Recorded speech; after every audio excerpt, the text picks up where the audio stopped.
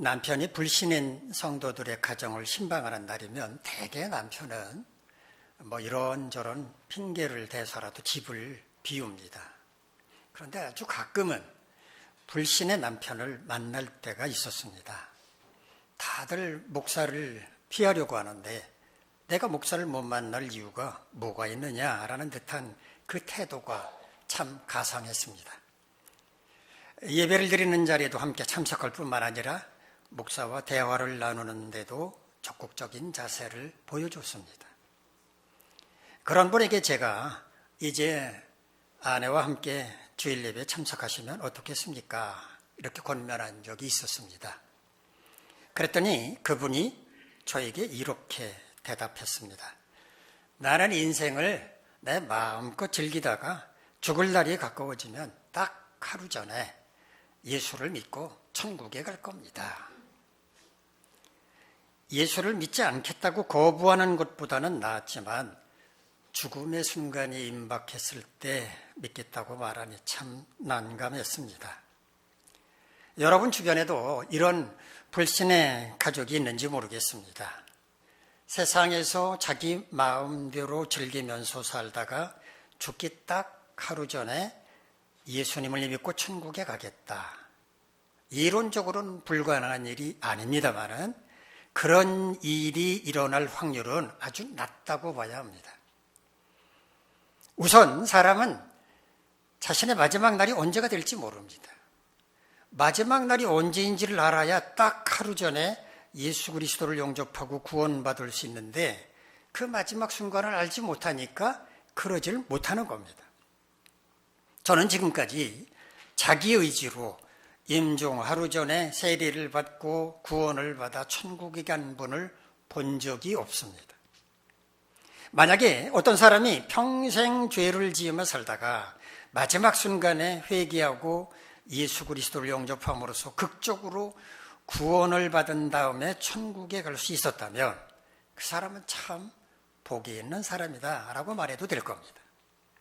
마치 막차를 놓치지 않고 탑승을 해서 무사히 귀가하는 것처럼 인생의 마지막 순간에 구원받고 천국에 간 그 사람 얼마나 복이 있는 사람입니까?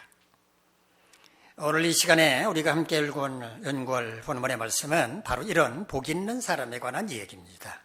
이 사람은 인생의 마지막 날 하루 전이 아니라 불과 몇 시간 전에 예수 그리스도를 영접함으로써 예수님으로부터 직접 구원받았다고 하는 말을 듣고 천국에 갔으니까 정말 기가 막힌 타이밍을 얻은 사람입니다. 제가 신방 갔을 때 만났던 그 불신의 남편, 죽기 딱 하루 전에 예수님을 영접하고 구원을 받아서 천국에 가겠다고 말했던 그분은 어쩌면 이 사람에게서 힌트를 얻고 그렇게 말하는지도 모르겠습니다. 우리 함께 본문 가운데로 들어가서 그 내용을 살펴보도록 하겠습니다. 오늘 본문은 예수님께서 십자가에 달리신 그날의 이야기입니다. 그날 십자가 처형을 당한 사람은 예수님 말고도 2명이 더 있었는데 그들은 모두 범죄자였습니다. 예수님께서 그런 범죄자들과 함께 십자가에 달리셨다는 것은 그들처럼 흉악한 죄인 취급을 받았다는 것을 말해줍니다. 아무리 로마 제국이 지배하고 있던 때라고 하지만 예수님을 흉악한 범죄자 취급을 했다고 하는 것은 당시 유대교 지도자들의 입김이 얼마나 강했는지를 보여주는 겁니다.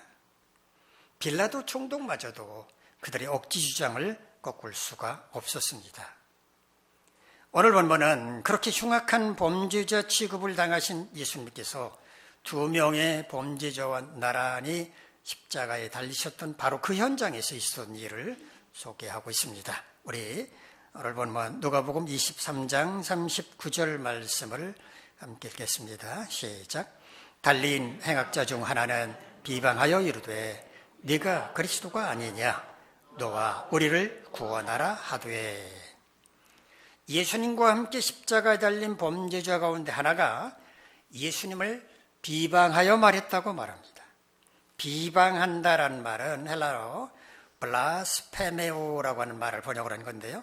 비난하다, 신성한 것에 대해서 모독한다, 이런 뜻입니다. 그가 뭐라고 예수님을 비난했는가? 당신은 그리스도가 아닙니까? 당신도 살고 우리도 살려보십시오, 이렇게 말했다는 겁니다. 이 사람은 예수님이 그리스도라고 하는 것을 알고 있었고, 그리스도는 죄인을 구원하는 분이라고 하는 것도 알고 있었다는 것을 알 수 있습니다. 우리는 속으로 흉악한 범죄자가 뭘 알겠나, 그들은 다 무식한 사람이었을 거다, 이렇게 생각하기 쉽지만 십자가에 달린 이들은 그런 하찮은 잡범들은 아니었을 겁니다.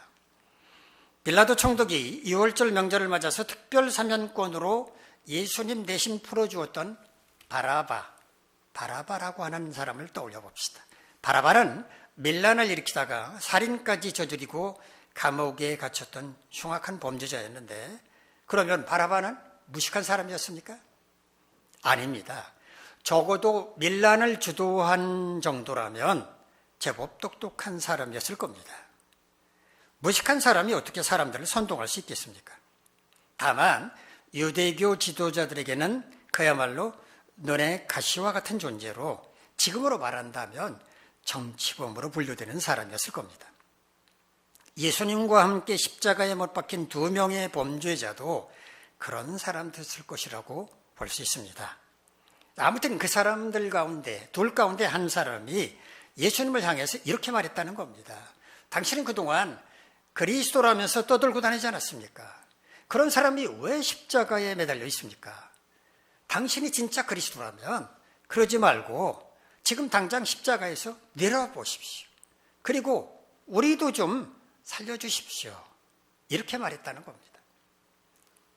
그 범죄자는 당시 세상 사람들을 대변한 것 같습니다.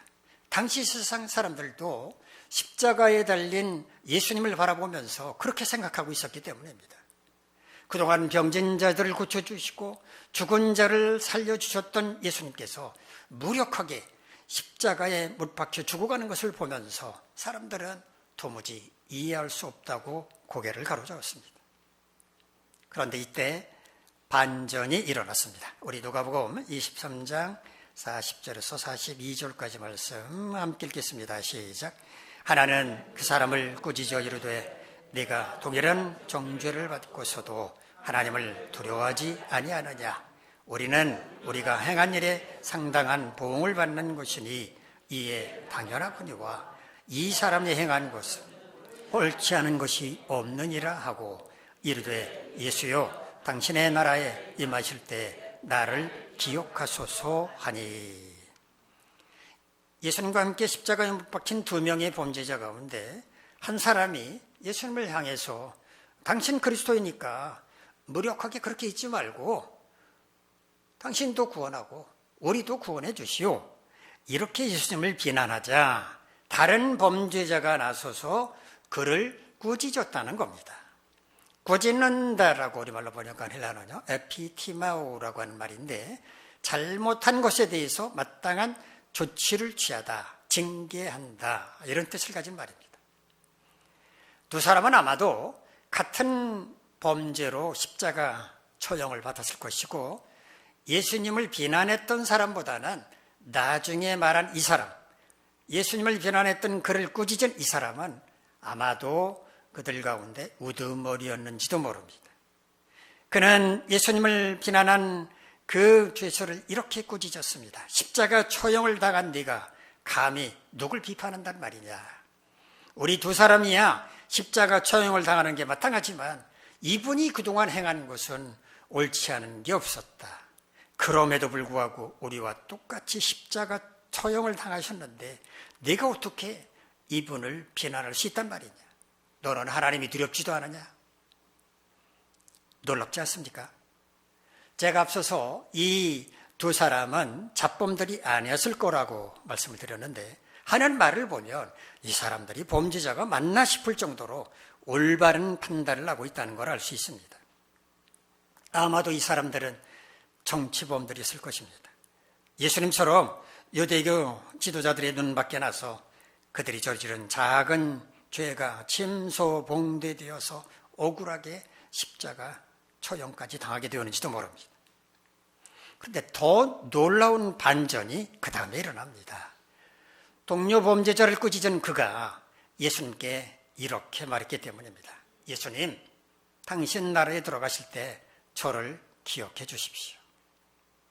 예수님이 들어갈 나라가 어디입니까? 하나님의 나라, 바로 천국입니다. 천국에 들어가실 때 자신을 기억해 달라고 부탁한 겁니다. 기억한다라고 우리말로 번역하려면요, 머나우마이라는 말인데 회상하다, 생각하다, 기억한다 이런 뜻입니다. 단지 자신을 기억만 해 주셔도 좋겠다고 말했으니 이 얼마나 겸손한 태도입니까? 예수님께서 이 사람에 대해서 뭐라고 말씀하셨는지 우리 누가복음 23장 43절 말씀만 함께 읽겠습니다. 시작.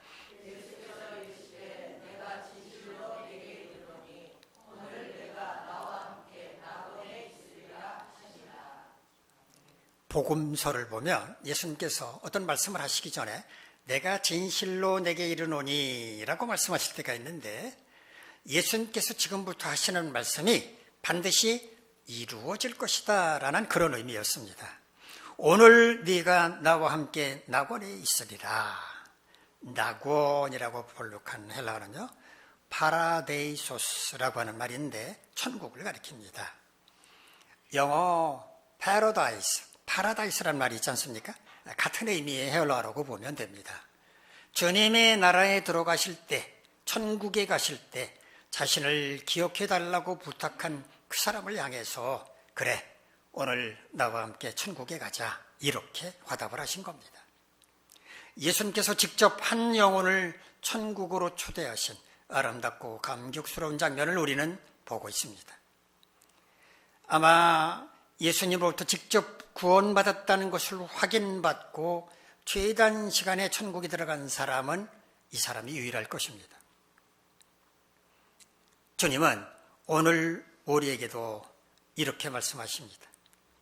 내가 너를 천국에서 볼 수 있겠느냐? 내가 너를 천국에서 만날 수 있겠느냐? 여러분은 주님의 이 질문에 뭐라고 대답을 하시겠습니까? Of course. 그렇고 말고요.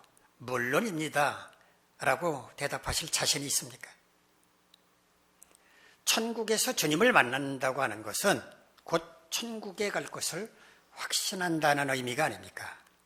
이것은 구원의 확신이 얼마나 분명한지를 묻는 것입니다. 예수님으로부터 오늘 네가 나와 함께 천국에 있을 것이다 라는 말을 분명하게 들었던 그 주 예수는 그로부터 불과 몇 시간 뒤에 천국에서 주님을 다시 만나 뵐 수 있었을 것입니다. 하지만 우리는 그럴 수는 없지 않습니까? 우리가 언제 천국에 갈는지 우리는 알 수가 없습니다. 천국은 태어난 순서대로 가는 것도 아니고 가고 싶다고 해서 갈 수 있는 것도 아니며 다만 하나님께서 오라고 부르실 때 가야 합니다. 또 천국은 교회에 발을 들여놓았다 해서 무조건 갈 수 있는 것도 아닙니다. 긴가민가 하는 사람이 얼떨결에 가는 것도 아닙니다. 분명한 믿음을 가진 사람만 갈 수 있는 곳입니다. 예를 들어 보겠습니다. 우리가 흠모하는 어떤 분이 있습니다. 그분은 우리에게 언제라도 내 집에 찾아와도 좋다라고 말씀을 하시면서 우리에게 어떻게 집에 들어갈 수 있는지 자세히 알려주셨습니다. 대문은 어떻게 여는지, 현관문 비밀번호는 뭔지 모두 알려주시면서 언제라도 자유롭게 오라고 말씀을 하셨습니다. 우리는 언제라도 그분을 만날 수 있다라고 하는 꿈을 꾸면서 어려움을 만나더라도 참고 견딜 것입니다. 그런데 만약에 그분의 집 대문을 어떻게 여는지, 현관문 비밀번호가 뭔지 다 잊어버리고 말았다면 어떻게 될까요? 그분 집에 들어갈 수 없는 것일 뿐만 아니라 그분을 만나지도 못하게 되는 게 아니겠습니까? 천국에 가서 주님을 만나 뵙는 것도 똑같습니다. 우리가 기본적으로 갖고 있어야 할 게 없으면 주님을 만나 뵐 수가 없습니다. 그렇다면 우리가 장차 천국에 가서 주님을 만나 뵈려면 무엇이 필요한지 생각해 보도록 하겠습니다. 첫 번째, 주님이 계신 천국에 들어갈 수 있는 열쇠를 가지신 분은 오직 주님 한 분뿐이라고 하는 것을 믿어야 합니다. 천국의 문을 여는 비밀번호가 바로 예수 그리스도라는 말입니다.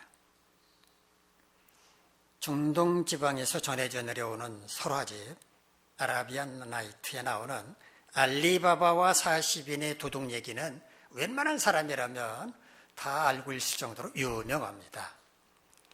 가난한 나무꾼이었던 알리바바는 어느 날 나무러 갔다가 40인의 도둑들이 커다란 바위 앞에서 주문을 외우자 바위 문이 열리는 것을 봤는데 그 바위 속에는 금은 보화가 가득했습니다. 도둑들이 떠나고 난 뒤 알리바바는 그 바위 앞으로 가서 도둑들이 말했던 주문을 그대로 외쳤습니다. 뭐라고 외쳤습니까? 열려라 참깨. 알리바바는 그렇게 바위 창고에 들어가서 보물을 가져다가 그곳으로 가족들을 부양할 수 있었습니다. 닫혀있는 천국의 문도 그냥 열리지 않습니다.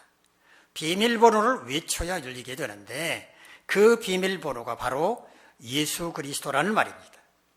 그러면 천국의 비밀번호가 예수 그리스도라는 말의 의미는 뭘까요?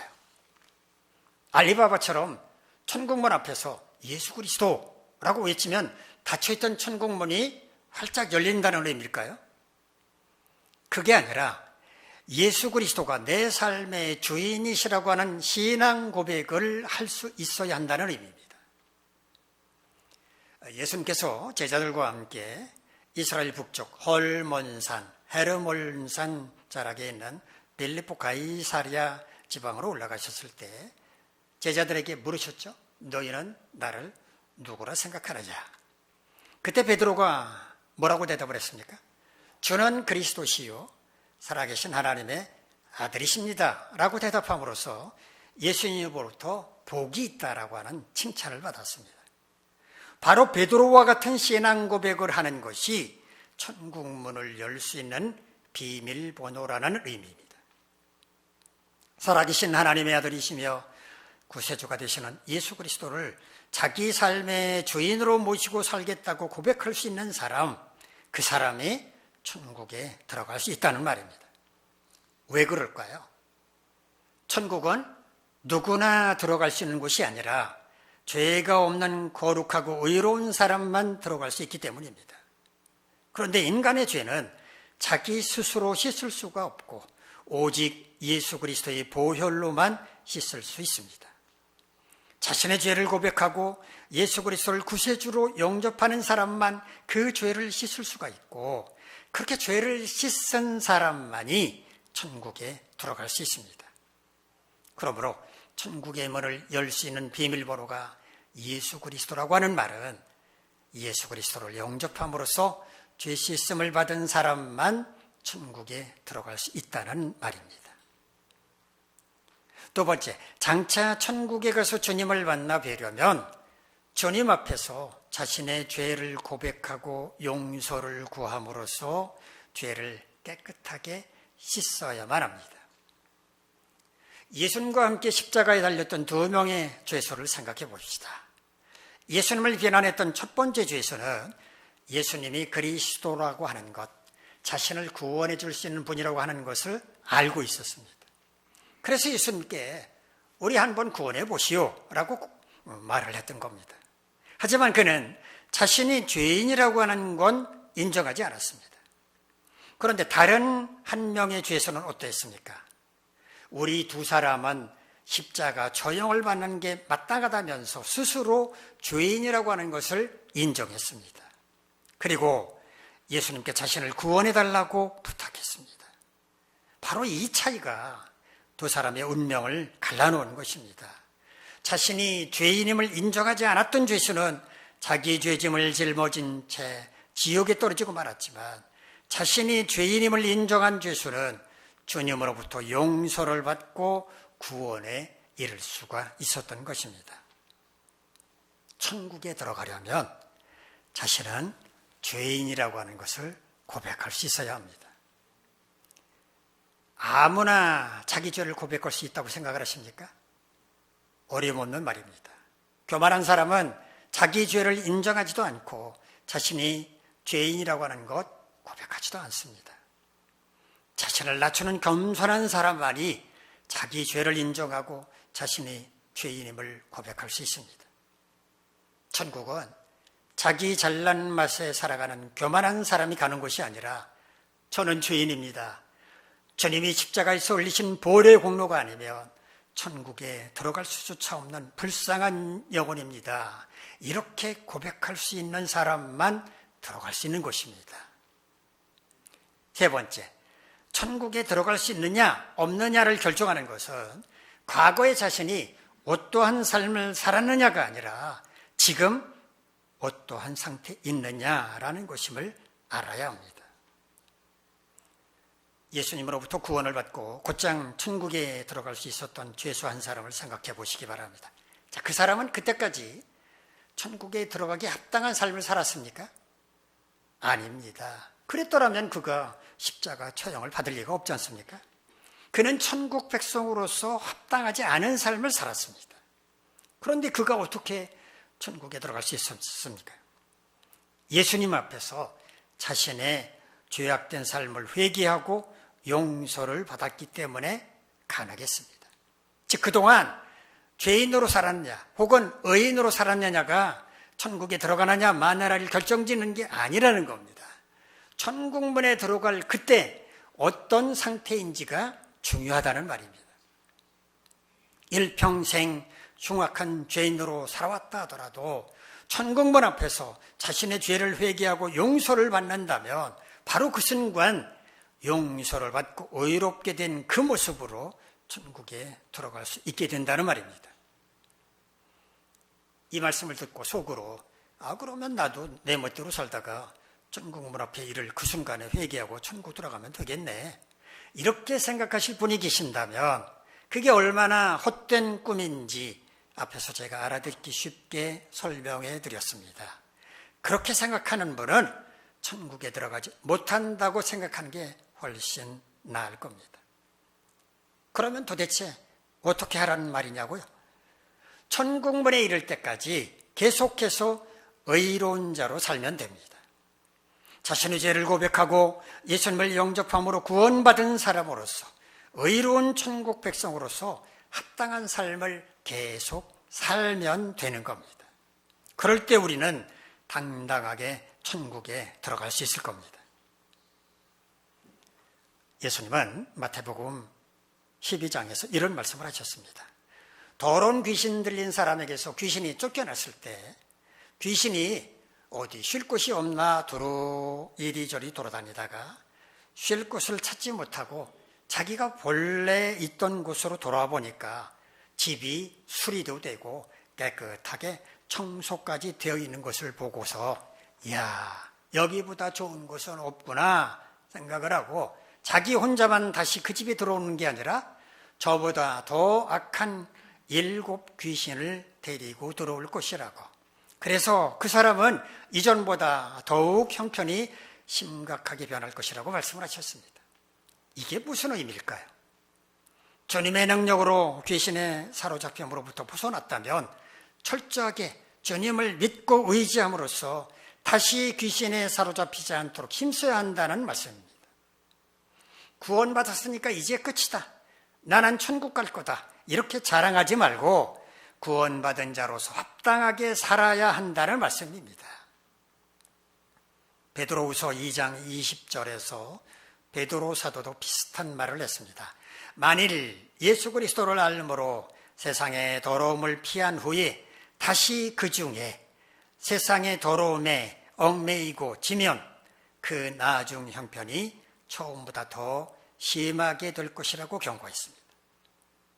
천국은 구원받은 사람만 들어갈 수 있지만 구원받은 사람은 천국문에 이를 때까지 구원받은 자로서 합당하게 살아가야만 한다는 것입니다. 그렇지 못하면 천국문을 통과할 수가 없다는 겁니다. 우리를 구원하시려는 하나님의 구원 계획에 따라 사람의 몸을 입고 이 땅에 오신 예수님은 십자가에 달려 돌아가심으로써 그 사명을 감당하셨는데 이 세상을 떠나시는 마지막 순간까지도 불쌍한 한 영혼을 구원해 주셨습니다. 십자가에 달린 한 죄수가 자신의 죄를 고백하고 주님께 구원을 간구했을 때 주님은 그에게 이렇게 말씀하셨습니다. 오늘 네가 나와 함께 낙원에 있으리라. 오늘 우리는 이 음성을 이렇게 들을 수 있어야 합니다. 내가 너를 천국에서 만날 수 있겠니? 주님의 이런 질문에 대해서 우리는 자신 있게 그렇고 말고요. 물론입니다, 주님. 저는 천국에서 주님을 만날 그날을 소망하며 살아가고 있습니다. 이렇게 대답해야 마땅하지 않겠습니까? 우리가 장차 천국에 가서 주님을 만나뵈려면 어떻게 해야 합니까? 첫째, 주님이 계신 천국에 들어갈 수 있는 열쇠를 가지신 분은 오직 주님 한 분뿐이라고 하는 믿음이 있어야 합니다. 우리의 공로나 재산이나 권력이 아니라 오직 주님입니다. 두 번째, 주님 앞에서 자신의 죄를 고백함으로 용서를 구함으로써 우리 죄를 깨끗하게 씻어야만 합니다. 날마다 회개를 통해서 자신을 정결하게 가꿔야 한다는 말입니다. 세 번째, 천국에 들어갈 수 있느냐 없느냐를 결정하는 것은 과거에 자신이 어떠한 삶을 살았느냐가 아니라 지금 어떠한 상태에 있느냐라는 것임을 알아야 합니다. 천국 백성다움을 끝까지 유지해야 한다는 말입니다. 여러분 모두 이와 같이 행함으로써 장차 천국에 가서 주님을 만나 뵙는 은총을 누리시기를 간절히 바랍니다. 기도하겠습니다. 자비로우신 하나님, 우리를 위해 십자가에 달리신 주님을 묵상합니다. 주님이 흘리신 그 보혈의 공로로 우리는 장차 천국에 갈 수 있습니다. 내가 너를 천국에서 만날 수 있겠니? 라고 묻는 주님의 질문에 그렇습니다, 주님. 저는 주님이 계신 천국에서 주님을 만날 그날을 소망하며 살아가고 있습니다. 라고 당당하게 대답할 수 있도록 우리를 지켜주시옵소서.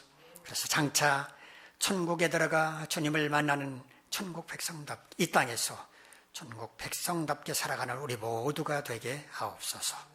예수님의 이름으로 기도하옵나이다. 아멘. 자리에서 일어나서 630